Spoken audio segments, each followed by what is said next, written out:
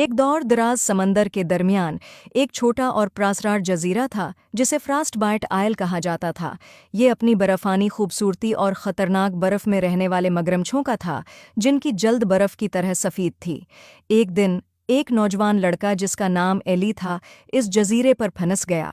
Eli अपने इनकल के साथ किश्ती पर सफ़र कर रहा था जब अचानक एक तूफान ने उसे उनकी किश्ती से अलग कर दिया और वो इस बर्फानी प्रासरार सरजमीन पर पहुंच गया।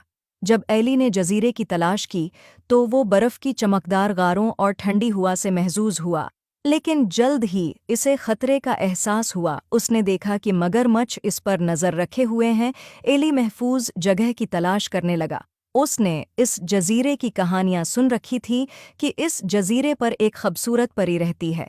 उसने सोचा कि आया कहानियां सच हैं और क्या परी उसकी मदद कर सकती हैं कि वो उस खतरनाक जजीरे से बच निकले। जब सूरज गुरूब होने लगा, आयली एक बुलंद तरीन चोटी पर चढ़ गया।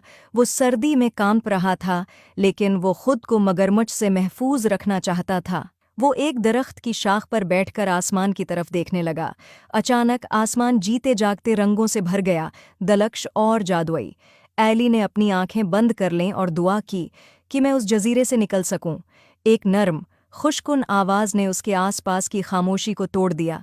डरो मत नौजवान, मैं नूर हूँ, एक परी, और मैं तुम्हारी मदद करने आई हूँ।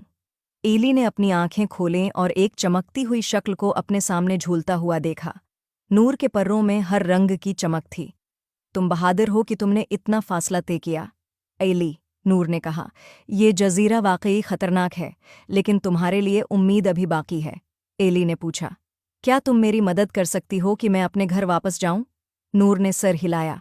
मैं तुम्हारी मदद कर सकती हूँ, लेकिन पहले हमें आग जलानी होगी। बर्फ के मगरमच्छ आग से डरते हैं, वो जजीरे की हिफाजत करते हैं, वो बड़े नहीं हैं। नूर ने अपने हाथ को हिलाया और हवा में एक मिसाल रोशन हो गई। बर्फ ने एक दलक्ष रोशनी के साथ चमकना शुरू कर दिया।